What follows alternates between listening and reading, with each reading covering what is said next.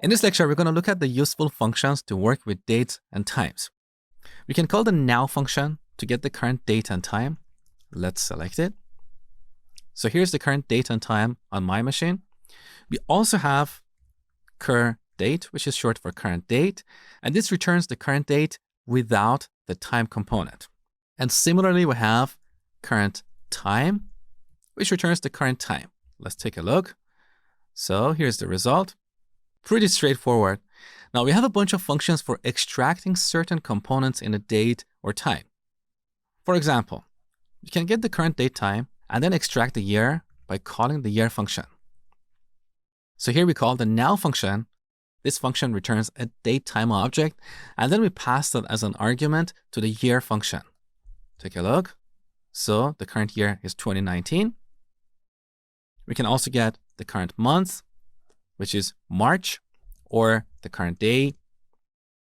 Or we can call the hour function to get the current hour, or the minute, or the second. Pretty useful functions. Now, all these functions return integer values, but we have two useful functions that return strings. For example, we can call day name to get the day of the week as a string. Or we can call month name to get the month as a string. Now, apart from these functions, we also have the extract function. The good thing about this function is that it is part of the standard SQL language. So if you want to be able to port your code to other database management systems, it's better to use the extract function. Here's how it works. When we call it, first we need to specify a unit, like year, month, day, second, and so on. So let's get the day from the current date. This returns 11, or we can extract the year from this date. That returns 2019. So when we call this function, we type out a unit, then the from keyword, and then a date time value. So these are the essential functions to work with dates and times.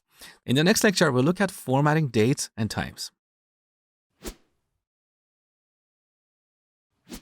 Here's your exercise for this tutorial.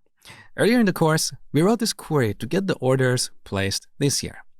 There, we assumed that the current year is 2019, and we wrote our query with a where clause like this.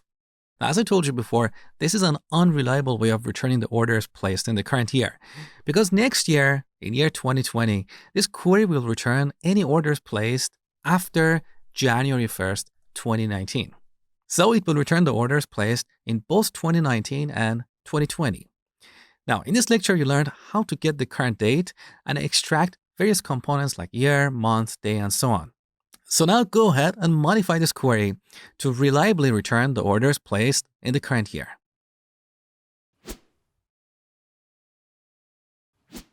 All right, the solution is pretty easy. Instead of hard coding a date value here, we should call the now function to get the current date time. Now we pass the current date time to the year function to extract the current year. And then similarly, we pass this order date to the year function to get the year of the order, and then check to see if both these years are equal. This query will return all the orders placed in the current year. Let's take a look. So, since we're currently in 2019, this query returns only one order that is placed in the current year. In the future, when you watch this course, this query is not going to return anything because in our sample dataset, we don't have any orders placed after 2019. So if you want to test this query, you'll have to manually update the data of one of the orders.